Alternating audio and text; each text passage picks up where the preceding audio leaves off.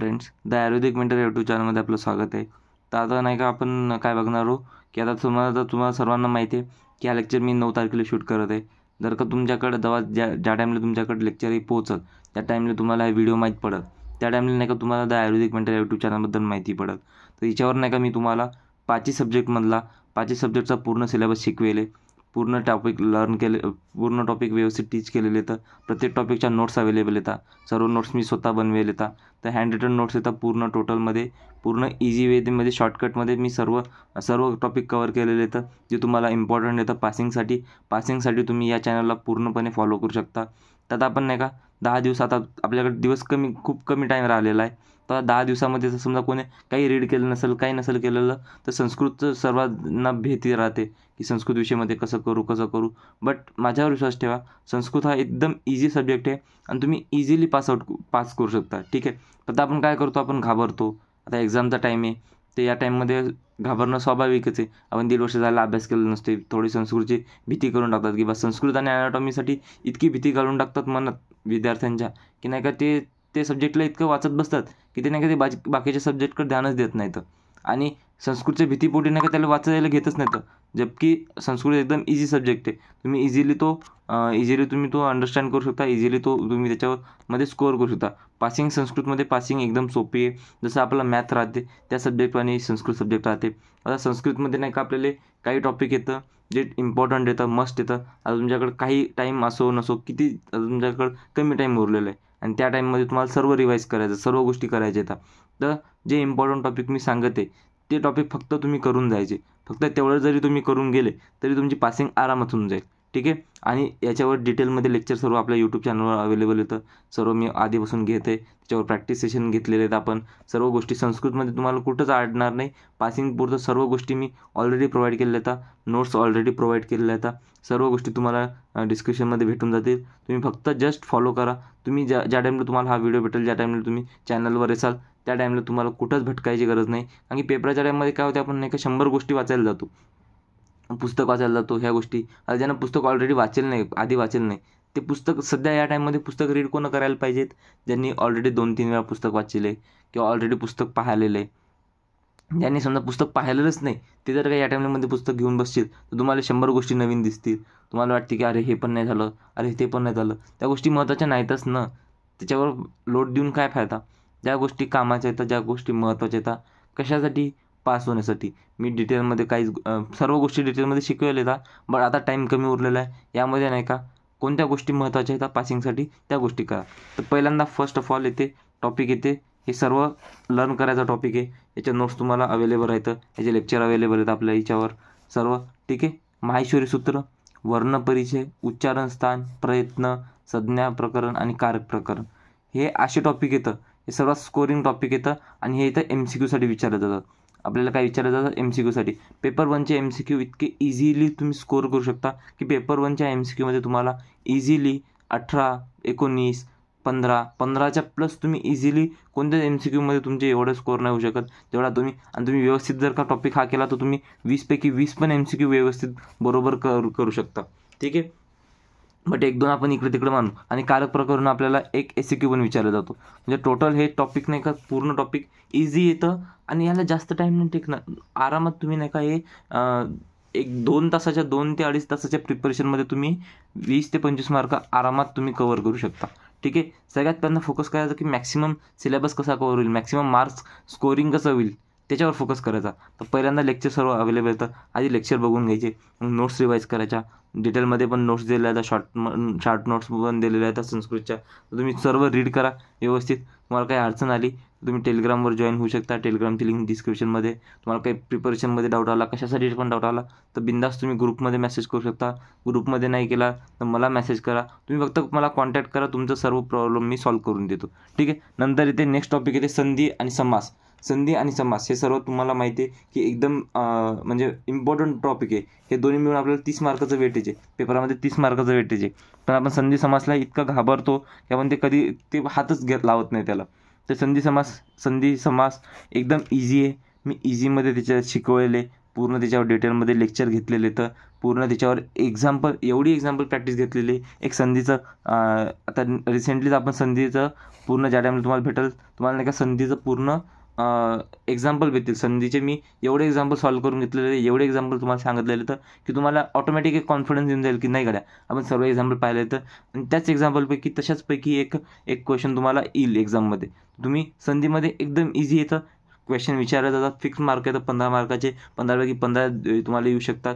संधीचं detail lecture आपण घेतलेले, सर्व गोष्टी घेतलेल्या आहेत. नंतर ते समास नाही का आपण नाही का ते लौकिक विग्रह नंतर ते सूत्र, नंतर ते काय येते त्याच्यात वेगवेगळे सूत्र येतात, नंतर शेवटी अमिपूर्व येते, नंतर अव्यय धातू सूप येते. तर हे सर्व आपण पाहून नाही का थोडंसं घाबरतो की यार हे काय विचारतं, काय हे काय लौकिक विग्रह, हे अलौकिक विग्रह, हे काय येतं सर्व. तर घाबरायचं काम नाही. मी अव्ययभाव समास, तत्पुरुष समास, सर्व समास मी व्यवस्थित डिटेलमध्ये घेतलेले. तर तत्पुरुष समास, बहुव्रीही समास, द्वंद्व समास, सर्व समासचे लेक्चर मी अपलोड केलेले. तर ते तुम्ही बघू शकता. ते बघायला पाहिजेत तुम्ही, अपेक्षित आहे. ते बघितलं तर तुम्हाला काही कॉन्फिडन्स येऊन जाईल की नाही पेपर सोपा आहे, पेपर कसा आहे, ते काय आहे ते सर्व मी. आणि हे टॉपिक तुम्हाला करायचे म्हणजे करायचीच, कारण की इम्पॉर्टंट टॉपिक येतं, हे सोडून जायचीच नाही. तर हे करून जासाल तर तुम्हाला, आणि पेपर पण एवढा इझी येतो की तुम्ही नाही का आरामात स्कोअर करू शकता. पेपर 2मध्ये तरी टॉपिक येतं इम्पॉर्टंट टॉपिक मी सांगत आहे, पण पेपर 2 कसा माहिती आहे का मोस्टली थेअरी टाईप क्वेश्चन आहे. थेअरी टाईप क्वेश्चन येतं, थोडेसे ॲप्लिकेशन बेस्ड क्वेश्चन येतं. जे आता हे व्याकरण बेस आहे, याच्यावर जास्त खेळू शकत नाहीत ते.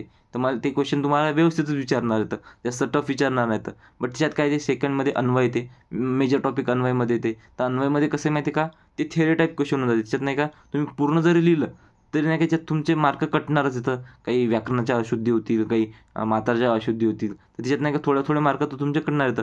बट याच्यात तुमचे मार्क कटायचे चान्सेस कमी येतो खूप. ठीक आहे. नंतर ते अव्यय आणि उपसर्ग. तुमच्या सर्वांना माहिती आहे उपसर्गमध्ये आपले 22 उपसर्ग येतं. 22 उपसर्गाचे 22 वाक्य येतं. जसं नी, वी, सूप, अनु, अधि, अपि, वीस, नीस, असे दूर, हे सर्व नाही का 22 असे 22 उपसर्ग आपल्याला दिलेले येतात. ठीक आहे. त्या 22 उपसर्गाचे कोणते पण 5 विचारतात आणि त्याच्यावर आपल्याला वाक्य लिहायला लागते. तर हातातले 5 मार्क येतं. 22 उपसर्ग व्यवस्थित करून जायचे. त्याचे मी लेक्चर अपलोड केलेलं आहे. उपसर्गाने अव्यय दोघांचं सेपरेटमध्ये सेममध्ये व्हिडिओ येते. जास्त नाही, अर्ध्या तासाचा व्हिडिओ, तुम्ही ते बघितला. एक दिवस पूर्ण तुम्हाला संस्कृतमध्ये तुम्ही दिला, संस्कृतला पूर्ण दिवस दिला, कारण की तुम्हाला बाकीचे सब्जेक्ट पण कव्हर करणं येतं. ठीक आहे. बाकीच्या सब्जेक्टला पण टाईम देणे. तुम्ही एका दिवशी जर काही सर्व लेक्चर बघून घेतले, तुम्हाला सर्व गोष्टी माहीत पडून जातात, कसं करायचं, काय करायचं. तुम्ही इझिली तुम्हाला कॉन्फिडन्स येऊन जाईल. ठीक आहे. आणि एकदा करायला लागलं तुम्हाला समजायला लागलं की इझी आहे. नंतर येते अव्यय आपल्याला 5 मार्काचा क्वेश्चन कसा आहे ते आपल्याला याच्यावर नाही का 5 शब्द दिलेले राहतात आणि त्या 5 शब्दापैकी खाली नाही का 5 वाक्य दिलेले राहतात. त्यात रिकाम्या जागा राहतात. आपल्याला ते रिकाम्या जागेत हे शब्द भरायचे. हे काय येतं अव्यय येतं. म्हणजे अव्यय काय राहतात शब्दाला जोडण्याचं काम करतात. शब्दांमध्ये नाही का उपयोग होते त्याचा.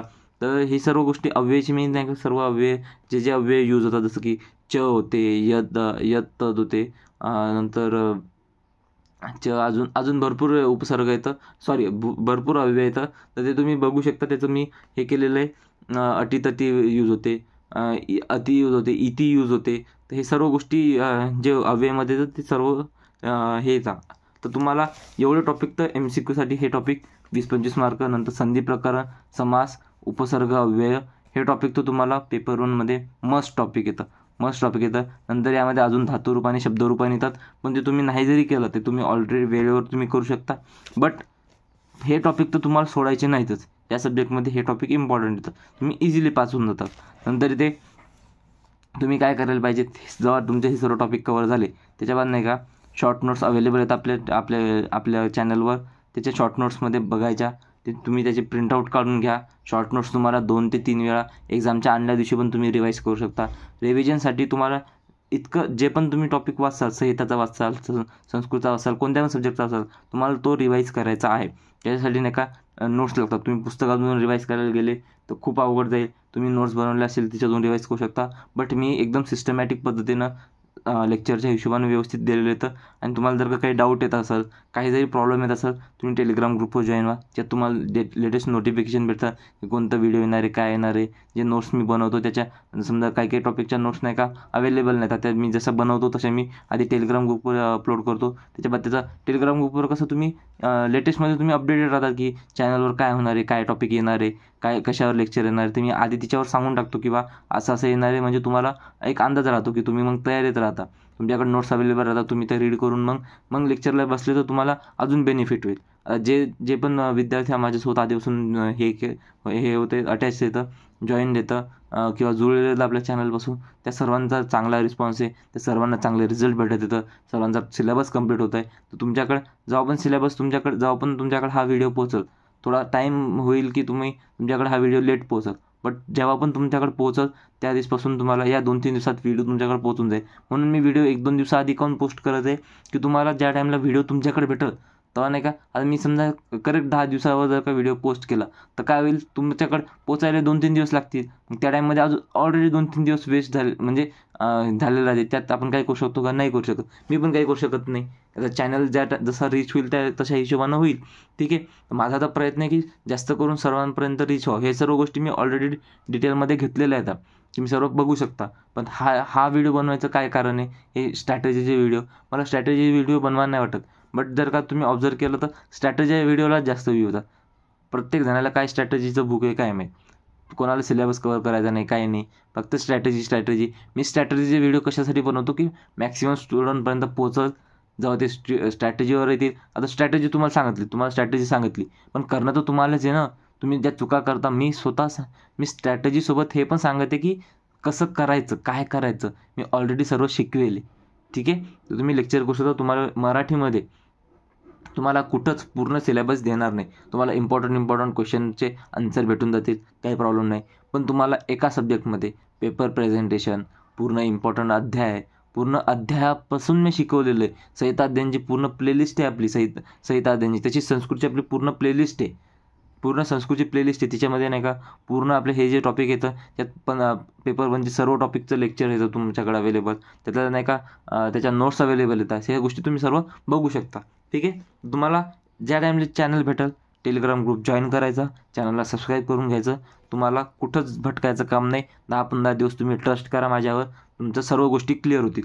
ठीक आहे. आणि तरी तुम्हाला जर का काही पण तुम्हाला पर्सनल डाऊट आला की सर असं असं होतं आहे, माझे हे सब्जेक्ट होतं आहे, ते सब्जेक्ट होतं आहे, तर तुम्ही मला बिनधास्त तुम्ही मेसेज करू शकता. मी तुमच्यासाठी एनी टाईम अवेलेबल हो. मी तुम्हाला लवकरच रिप्लाय भेटेल तुम्हाला. मी जर का समजा लेक्चर वगैरेमध्ये नसेल, काही शूट करण्यात बिझी नसेल, तर तुम्हाला लगेच रिप्लाय भेटून जाईल माझ्याकडून.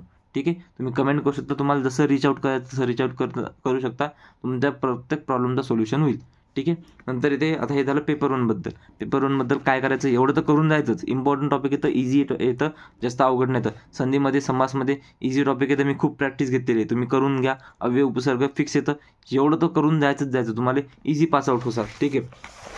नंतर येते पेपर 2मध्ये आयुर्वेद इतिहास 20 मार्काचं वेटेज आहे. आयुर्वेद इतिहास व्यवस्थित शॉर्ट नोट्स केलेल्या आहेत. शॉर्ट नोट पुस्तकामधून रीड करू नका, तुम्हाला पागल होसाल, समजणार नाही तुम्हाला काय टॉपिक इम्पॉर्टंट आहे काय नाही. मी पूर्ण जे इम्पॉर्टंट टॉपिकवर जिच्यावर MCQ बनू शकतात असं मी पूर्ण टॉपिक आयुर्वेद इतिहासमधून मी केलेला आहे, तुम्ही ते बघू शकता. निरुक्ती परिभाषा, आपल्या निरुक्ती परिभाषाला 25 मार्काचं येतं, 25 मार्काचा वेटेज आहे. तर हे निरुक्ती परिभाषा व्यवस्थित करून घ्यायच्या. याचे पण नोट्स तुम्हाला लेक्चर नोट्स अवेलेबल आहेत आपल्या, ते तुम्ही रीड करू शकता. पंचतंत्राच्या कथावर मी एक सेपरेट लेक्चर घेतलेलं आहे की पंचतंत्राच्या कथा, निरुक्ती परिभाषा हे नेमकं करायच्या कसं. आता पंचतंत्राच्या कथा रीड करतात, कथा येतात, म्हणजे प्रश्न विचारतात कसे, काय विचारतात, याचं पूर्ण डिटेलमध्ये व्हिडिओ सापडेल तुम्हाला, ते बघू शकता तुम्ही. नंतर ते वाक्यपरिवर्तन. आता वाक्यपरिवर्तन हा एकदम सिम्पल टॉपिक आहे, हा ॲप्लिकेशन बेस्ड टॉपिक आहे. हा नाही का तुमचा धातुरूप, कारक, धातुरूप याचा नाही का ॲप्लिकेशन बेस्ड टॉपिक आहे. ठीक आहे. तर ॲप्लिकेशन बेस्ड टॉपिक आहे, तर सिलेबस कॉपीमध्ये आपल्याला जे पण टॉपिक इम्पॉर्टंट येतं. वाक्यपरिवर्तन 10 मार्कासाठी विचारतात, 5 मार्कासाठी आपल्याला पेपर 1मध्ये विचारतात आणि 5 मार्कासाठी आपल्याला पेपर 2मध्ये विचारतात. ठीक आहे. तर 10 मार्काचं वेटेज एकदम सिम्पल टॉपिक आहे, ज्यात नाही का तुम्ही इझिली स्कोर करू शकता. तर हे टॉपिक तुम्हाला करायचे पेपरच्या आदल्या दिवशी. सर्व आपल्या चॅनलमध्येवर द आयुर्वेदिक मेंटर या चॅनलवर सर्व अवेलेबल आहे. टेलिग्राम ग्रुप जॉईन करू शकता. कशासाठी तुमचं डाऊट असेल, काही गायडन्स असेल किंवा लेटेस्ट अपडेट असतील त्याच्यासाठी तुम्ही टेलिग्राम ग्रुप जॉईन करून ठेवा. ठीक आहे. आता आपण भेटू नेक्स्ट लेक्चरमध्ये.